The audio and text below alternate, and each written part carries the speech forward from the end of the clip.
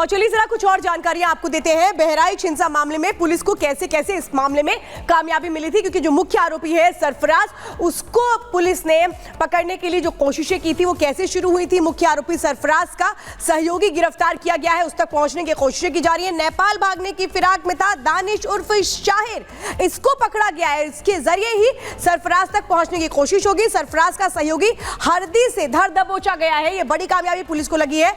मुख्य आरोपी को लेकर पुलिस लगातार पूछताछ कर रही है, उसके सहयोगी को पकड़ना इस कड़ी में बेहद बड़ी कामयाबी माना जा रहा है, क्योंकि माना जा रहा है कि हो सकता है अब इसके सहयोगी से यह पता लग जाए कि आखिर सरफराज कहां है, उस तक पहुंचने का रास्ता साफ हो पाए।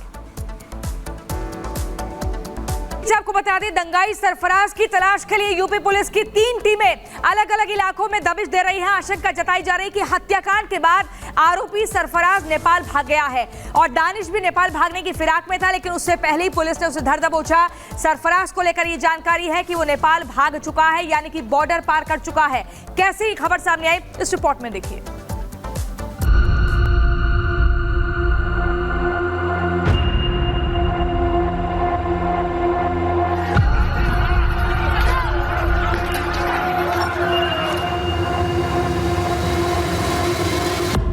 चप्पे चप्पे पर पुलिस बल की तैनाती,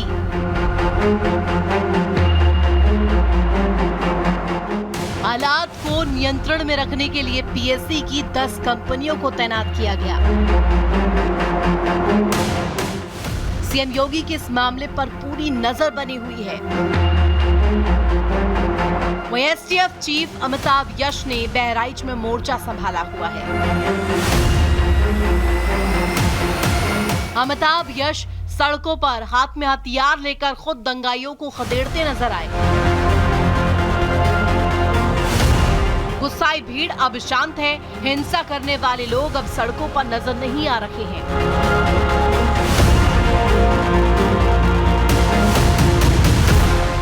बवाल तो शांत है, लेकिन पुलिस ने दंगाइयों की तलाश तेज कर दी है।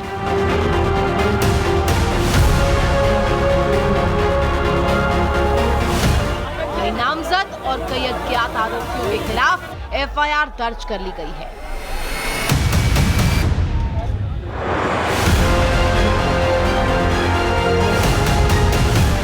बहराइच के दंगाई किस किस पर एफआईआर?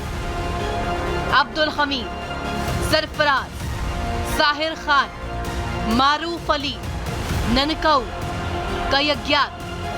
केस दर्ज करने के साथ साथ पुलिस ने इस मामले में 50 से अधिक गिरफ्तारियां भी की है।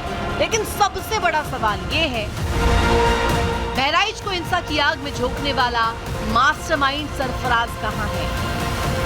रामगोपाल मिश्र की बेरहमी से हत्या का आरोपी सरफराज कहां है? जानकारी के मुताबिक सरफराज परिवार सहित नेपाल फरार हो गया है। उसने अपने रिश्तेदार की यहाँ शरण ले रखी है। महाराजगंज की इस वक्त तस्वीरें क्या हैं, यहाँ के हालात क्या हैं, अगर तस्वीरों के जरिए हम आपको बयां करें तो आप देख सकते हैं इस वक्त महाराजगंज में जो हिंसा, आगजनी और उपद्रव हुआ था, उस उपद्रव के अब साक्ष्यों को मिटाया जा रहा है। और आप देख सकते हैं इस गाड़ी को उस दिन आगजनी में हिंसा के दिन आग के हवाले कर दिया गया था और अब इन तमाम गाड़ियों को यहाँ से जो है वो हटाया जा रहा है, क्योंकि शासन प्रशासन की कोशिश यही है जिले के अंदर स्थितियाँ जल्द से जल्द सामान्य हो, इसकी पुरजोर कोशिश जो है वो की जा रही है। और यही वजह है कि महाराजगंज के ये मार्केट अगर आप देखें तो इस वक्त मार्केट आपको पूरी तरह से बंद नजर आ रही होगी, लेकिन अब लोग यहां पर पहुंचने लगे हैं। चहल पहल एक बार फिर से महाराजगंज के अंदर शुरू हो चुकी है। सरफराज और उसका परिवार रामगोपाल मिश्रा हत्याकांड का और बहराइच हिंसा का नामजद आरोपी है। नामजद आरोपियों के नेपाल भागने की खबर से पुलिस पर भी सवाल उठ रहे हैं। हालांकि पुलिस ने जांच तेज कर दी है और पुलिस सूत्रों का कहना है कि जल्द ही सरफराज पुलिस की गिरफ्त में होगा। Bureau report, Republic Bharat. और बहराइच के बाद अब देवरिया में इसी तरीके का बवाल देखा गया है। आपको बता दें, देवरिया के सलेमपुर में भी दुर्गा विसर्जन के दौरान जमकर बवाल हुआ है। दिखाते हैं इस रिपोर्ट में।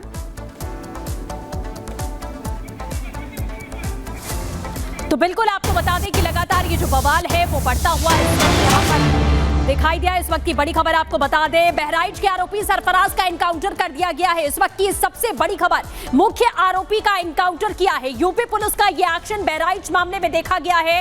बहराइच के आरोपी सरफराज का एनकाउंटर, और एनकाउंटर में जख्मी हुआ है मुख्य आरोपी सरफराज, जो लगातार भागता हुआ फिर रहा था। जानकारी के मुताबिक उसके नेपाल भागने की आशंका जताई जा रही थी, लेकिन अब यूपी पुलिस ने इसे पकड़ने में सफलता हासिल की है। एनकाउंटर में आरोपी सरफराज को गोली लगी और वो जख्मी है। ये इस वक्त की बड़ी खबर हम आपको बता रहे हैं, क्योंकि सरफराज को लगातार लेकर के ये कयास लगाए जा रहे थे कि वो भाग गया है, लेकिन ये बड़ी कामयाबी पुलिस को मिली है। किस तरह से एनकाउंटर में उसे गोली लगी है, जख्मी हुआ है सरफराज। मुख्य आरोपी का एनकाउंटर, यानी मुख्य आरोपी ने भागने की कोशिश की और उस दौरान पुलिस ने जब गोली चलाई तो वो जख्मी हुआ है। ये बड़ी खबर इस वक्त आपको बता रहे हैं कि सरफराज का सहयोगी गिरफ्तार हुआ था और उसी के बाद माना जा रहा था कि अब सरफराज तक पुलिस जल्द पहुंच जाएगी, यानी कि सरफराज की लोकेशन पुलिस ने ट्रैक कर ली थी, उसको पकड़ने की कोशिशें की जा रही थी। लेकिन जब भागने की कोशिश की तो किस तरह से जब पुलिस ने एनकाउंटर किया तो गोली लगी और घायल बताया जा रहा है सरफराज। ये बड़ी खबर, बहराइच हिंसा का मुख्य आरोपी सरफराज, जिसे पुलिस ने पकड़ा है। बिल्कुल, तो बड़ी खबर आपको हम लगातार बता रहे हैं कि बहराइच के मुख्य आरोपी, जिस तरीके से राम गोपाल मिश्रा की निर्मम हत्या की गई और कल पोस्टमार्टम की रिपोर्ट में आपने देखा कि कितनी बर्बरता की गई है उसे मारने से पहले। और ये मुख्य आरोपी, जिस शख्स की तस्वीर आप यहां देख रहे हैं, ये सरफराज है, जो कि नेपाल भागने की फिराक में था। लेकिन यूपी पुलिस लगातार इस बात के दावे कर रही थी कि वो जल्द से जल्द सरफराज को पकड़ लेगी। और बड़ी कामयाबी अब यहां पर हमला होने के, हत्या होने के 3 दिन के बाद में मिली है। एनकाउंटर में आरोपी सरफराज जख्मी हुआ है, उसे गोली लगी है, नेपाल भागने की कोशिश कर रहा था, लगातार छुपता हुआ फिर रहा था और अभी तक 50 से ज्यादा लोगों की इस मामले में गिरफ्तारी हो चुकी थी। जिस तरीके से हिंसा भड़काने की और पूरे जुलूस में हमला करने की कोशिश की गई थी, लेकिन मुख्य आरोपी सरफराज, जो अभी तक फरार था, आखिरकार उसे भी यूपी पुलिस ने धर लिया है। एनकाउंटर किया गया जिसमें वो जख्मी है और उसे माना जा रहा है कि अब पकड़ लिया गया है, क्योंकि राम गोपाल मिश्रा की हत्या करने में मुख्य जो किरदार था वो इसी सरफराज का था, जिसकी तस्वीर आप देख रहे हैं, जिसका एनकाउंटर करने में और उसे पकड़ने में यूपी पुलिस पूरी तरीके से कामयाब रही है। तो इस वक्त आपको बता दें, सरफराज कोशिश कर रहा था कि कैसे देश छोड़कर चला जाए, नेपाल भागने की कोशिश कर रहा था, लेकिन ये बड़ी कामयाबी पुलिस को मिली है कि नेपाल भागता उसके पहले ही सरफराज को पकड़ा गया है। एनकाउंटर में गोली लगी है, जख्मी बताया जा रहा है सरफराज। और लगातार हम आपको बता रहे हैं कि सरफराज किस तरीके से उसने एक के बाद एक राम गोपाल पर गोलियां बरसाई थी, कैसे बर्बरता की गई थी, वो एक एक कहानी सामने आती है, तस्वीरें सामने आती हैं कि जब नीचे ले जाने की कोशिश राम गोपाल को हो रही थी, उसके बाद भी कैसे एक के बाद एक कई राउंड फायरिंग की गई। लगभग 13 गोलियां राम गोपाल की सीने में उतार दी गई। वो पोस्टमार्टम रिपोर्ट जो कल आई है उसने सबको हैरान कर दिया कि कितनी बर्बरता की गई, कितनी ज्यादती की गई थी राम गोपाल पर और कैसे उसकी हत्या कर दी गई थी। सरफराज, जिसको पुलिस लगातार ढूंढ रही थी, और इसी कड़ी में बड़ी कामयाबी मिली है सरफराज को का एनकाउंटर हुआ है, लेकिन एनकाउंटर में वो जख्मी हुआ है। यानी बिल्कुल क्लियर है कि भागने की कोशिश सरफराज की ओर से की जा रही थी। सरफराज जो खुद को बचाने की हर मुमकिन कोशिश कर रहा था, सरफराज का करीबी पुलिस के हत्थे लगा था और उसी के जरिए उस तक पहुंचने की कोशिश हो रही थी। और ये बिल्कुल माना जा रहा था कि सरफराज बहुत जल्द पुलिस की गिरफ्त में होगा।